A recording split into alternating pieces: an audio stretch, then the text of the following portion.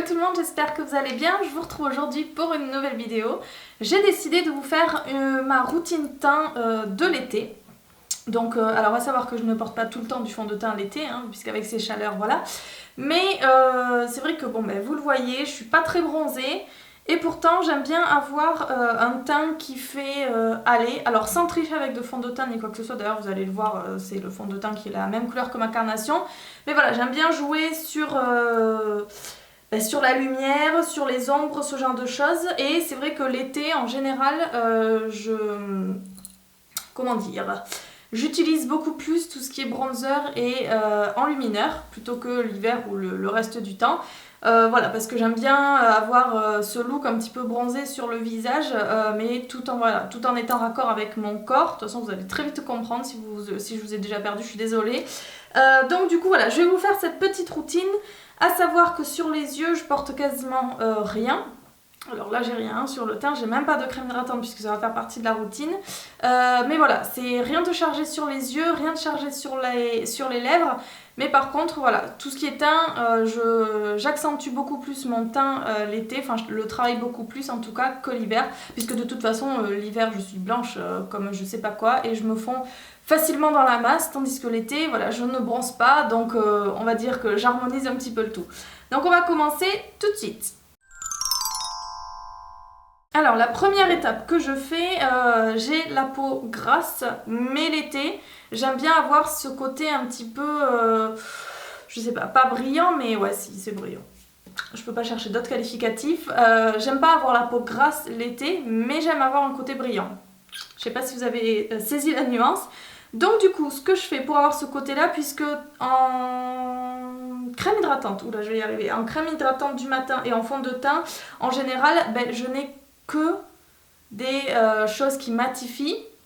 Donc ce que je prends en fait, là je teste en ce moment un tout petit échantillon, c'est des laboratoires Vichy, c'est la crème Idealia, crème de lumière lissante. Donc c'est ce que j'utilise en crème hydratante, en base, ce genre de choses. Et pour avoir ce côté brillant et pas mat après l'application du fond de teint, je mixe les deux ensemble. Puisque voilà, si vous avez la peau grasse et que vous n'aimez pas ce côté brillant, les 3/4 du temps, moi ce que je fais, c'est que je me lave bien le visage pour enlever le sébum et tout ça de la nuit. Et puis après, j'applique ma crème hydratante. Je vous en ai déjà parlé plusieurs fois, c'est ce que je fais à chaque fois. Après, je vadrouille, machin, j'attends à peu près 10 minutes, un quart d'heure pour que la crème ait bien pénétré dans mon visage. Et puis après, je commence ma routine teint avec les fonds de teint classiques. Donc voilà, mais c'est vrai que c'est ce qui fait mat de suite, quoi, d'attendre que la crème ait pénétré. Donc là, du coup, je mixe les deux ensemble, comme ça, en plus, ça va alléger le fond de teint, puisque là, j'ai pas besoin de couvrir quoi que ce soit. Enfin, j'ai juste les rougeurs, roselles du nez comme d'habitude, mais bon, c'est pas bien un sorcier. Donc voilà, ça diminue aussi un petit peu la couvrance, ça rend le tout un petit peu plus léger et aérien, on va dire. Donc c'est ce que je fais, et ça fait pas du coup mat à l'application. Donc là, j'utilise le LC Mix de chez Bourjois. Je vous avais montré dans mon make-up stash, je l'avais laissé de côté, je sais pas pourquoi. Et là j'ai un petit peu bronzé, donc c'est celui qui est le plus bronzé parmi tous les fonds de teint que je possède. Donc du coup voilà, ça ira très bien. Donc je mixe les deux. Et on commence l'application. Voilà, donc j'en suis là, j'ai terminé mon teint. Je sais pas si vous voyez, vous voyez un petit peu là. C'est beaucoup plus, on va dire, brillant que si j'avais appliqué, enfin ça aurait été bien plus mat puisque la crème d'en dessous en plus aurait été mat en temps normal. Alors on va continuer, je vais couvrir mes cernes quand même, donc là c'est toujours pareil, c'est la RS Paste de chez Benefit avec le Mini Beauty Blender. Voilà, on va vraiment au coin, c'est vachement pratique. Ensuite, là on va commencer à venir illuminer le tout. Éclairer le tout. Il n'y a plus de soleil. Donc là, qu'est-ce que je cherche? Je cherche à dire quoi? C'est le correcteur Wake Me Up anti-fatigue, effet anti-fatigue plus éclat, donc c'est parfait. Après, vous pouvez prendre n'importe lequel. Mais alors en temps normal, je vous conseille toujours de ne pas prendre un correcteur plus clair parce que je trouve que ça fait vraiment... je sais pas, cet effet blanc sous les yeux. Moi à chaque fois quand je le vois dans des tutoriels ou autre, je trouve que ça fait trop. Mais du coup, c'est vrai qu'en touche un petit peu par-ci par-là sur le visage, ça peut éclairer, mais il faut que ce soit beaucoup plus harmonieux et pas comme certaines youtubeuses ou blogueuses qui le mettent vraiment que sous les yeux. Et alors ça fait deux gros triangles blancs là, enfin voilà, moi je trouve pas ça joli. Donc j'ai la main un petit peu plus légère sous les yeux pour éclairer. Et donc par contre, si vous en mettez un plus clair, je vous conseille aussi d'éclairer l'arête du nez. Hop. Le front aussi. Là. Voilà. C'est là où je vous conseille vraiment d'harmoniser le tout. Comme ça ne fera pas deux gros blocs clairs ici. Ce sera beaucoup plus passe-partout. Et donc j'estompe évidemment avec le Beauty Blender classique. On en est ici. Alors ensuite, ce que je vais faire, je vais venir on va passer aux yeux, juste quelques petites touches de couleur, enfin une petite touche de couleur. J'utilise ma base à paupières, c'est toujours la même, c'est la Lorac, la Behind the Scene, que oui, je n'ai toujours pas fini, depuis des lustres que je l'ai. Hop. Parce qu'on veut un maquillage lumineux, on veut un teint frais, tout ça. Mais il ne faut pas non plus que tout file dans les plis et que tout soit... Enfin, que tout bouge, quoi, parce que c'est vraiment pas joli. Et donc là, je vais juste prendre la couleur, celle-ci, de chez MAC, c'est All That Glitters. C'est... Comment dire? C'est très irisé. C'est un cuivré pêche très clair, très discret. Et je le trouve joli, moi, juste pour... voilà, tout seul. Ils se font presque avec la couleur de votre peau. Et je trouve ça super discret, pas besoin de mettre autre chose. Voilà, moi j'y vais léger sur les yeux. Puis en plus, cette couleur un petit peu pêche, cuivre, saumon, ça ira très bien avec le reste du maquillage qui finalement sera axé sur le bronzer et sur l'enlumineur. Hop, j'estompe un peu dans le creux. C'est tout ce que j'aurai sur les yeux. Alors ensuite, on va passer au teint parce que, comme je vous disais avec les yeux, c'est pareil, j'ai pas envie que tout bouge. Donc, je vais quand même poudrer tout ça. Alors, sous les yeux, c'est toujours pareil. C'est la crème, j'allais dire. C'est la poudre Photo Ready de chez Revlon. Hop.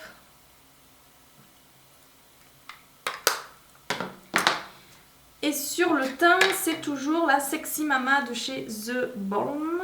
Il est où mon pinceau? J'en viens à bout, hein. Lentement mais sûrement, comme on dit. Mais j'en viens à bout. Et donc là, c'est léger. Je préfère, avec un teint comme ça, moi j'ai la peau grasse, mais je préfère quand même faire des retouches dans la journée. Moi qui en fais jamais, mais avec ce côté-là, je préfère laisser le côté brillant. Et puis quitte à faire quelques retouches dès que je vois que le sébum apparaît. Je préfère faire ça plutôt que de matifier le tout. C'est un petit peu plus chiant, mais bon, c'est pas toute l'année. Alors j'en suis là. Ensuite, je vais rapidement faire mes sourcils. Donc toujours le même crayon, c'est le Brow Wiz de chez Anastasia Beverly Hills qui débarque enfin chez Sephora chez nous en fin d'année. Donc ça c'est chouette. Normalement, si ça change pas. Voilà, mes sourcils sont faits et donc là on va passer à tout ce qui est bronzer, enlumineur, tout ça. Donc je prends ma palette de chez Kat Von D, la Shed Light, qui se présente comme ça. Et donc je vais commencer par faire mon contouring avec cette poudre là. C'est la plus, comment dire, c'est la plus neutre on va dire. Vous voyez qu'à côté c'est beaucoup plus orangé et au fond là-bas c'est carrément trop marron. Mais celle-ci, c'est la teinte la plus froide, c'est le mot que je cherchais, pour faire le contouring, donc c'est parfait. J'utilise le même pinceau que j'ai sous les yeux. Il faudrait que je m'en reprenne un petit comme ça. Je le nettoie après pour réappliquer, c'est ce qui est plus pratique sous les yeux, mais il faudrait vraiment que je me trouve un pinceau plus petit pour le contouring là. Parce que j'utilise d'habitude celui-ci, mais je le trouve beaucoup trop gros. Donc voilà, bref, c'était la minute achat du jour. Hop.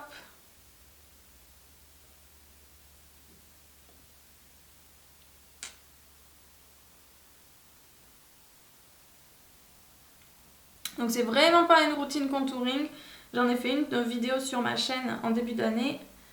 Si vous voulez aller la voir. Voilà pour le contouring. Ensuite, je vais appliquer du bronzer. Donc là, je prends celui-ci et je vais appliquer la teinte qui était celle du milieu.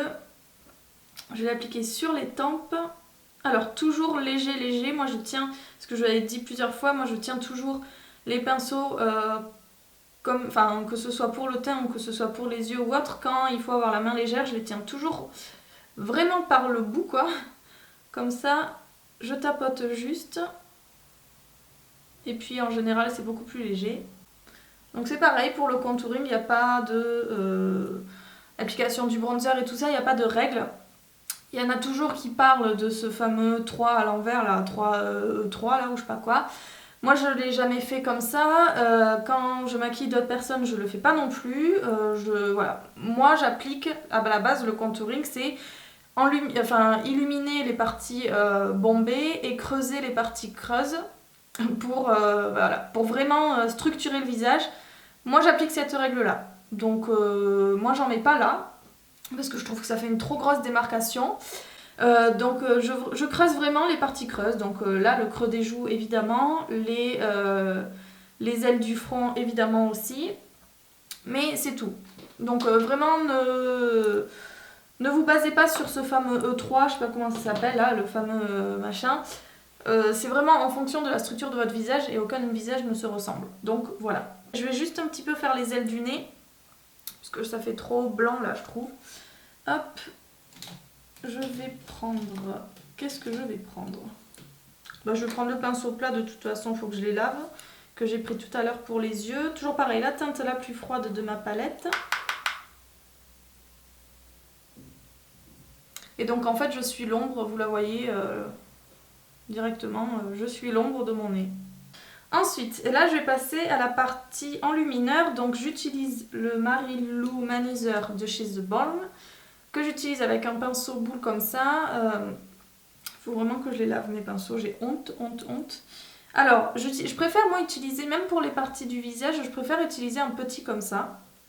C'est beaucoup plus précis. Alors, j'en applique évidemment sur le haut des pommettes. J'en applique sur l'arête du nez, un petit peu, un petit peu. Voilà. J'en applique ici, un tout petit peu aussi. J'en applique sur l'arcade sourcilière. J'en applique ici, un poil sur le menton. Voilà. C'est partout où je mets de l'enlumineur. Et j'ai oublié, je vais en mettre au creux de l'œil, hop, pour éclairer encore plus. Tout est fini et vous voyez que c'est beaucoup moins mat que ce que vous avez l'habitude de voir sur ma chaîne. En général, je vous fais toujours des tutoriels pour avoir la peau mate parce que j'ai la peau grasse. Mais c'est ce que je vous disais. Moi, l'été, j'aime bien, j'aime bien avoir un teint qui respire, qui a l'air frais, qui brille naturellement, ou pas dans mon cas, puisqu'on triche un petit peu. Mais en tout cas, voilà. Je vais mettre, j'ai mes MAC devant, je vais mettre juste une pointe de Brave parce que c'est pareil, l'été, je suis pas adepte de rouge à lèvres. Hein. Et puis on va finir par le mascara. Alors bon, à force, vous savez, un coup de recourbe-cils, la base Dior Show, et puis mon mascara, le Colossal Go Extreme. J'utilise depuis des mois celui-ci dans beaucoup de mes vidéos. Et voilà, cette petite routine teint est terminée. J'espère que ça vous a plu. N'hésitez pas à me laisser en commentaire ce que vous en pensez. Et puis, si vous avez envie de voir un certain type de vidéo, n'hésitez pas aussi. Et du coup, je vous souhaite de passer un très bon week-end. Et puis, je vous retrouve du coup en début de semaine prochaine comme d'habitude. Bye bye. Monday left me broken. Tuesday I was through with hoping. Wednesday my empty arms were open. Thursday waiting for love.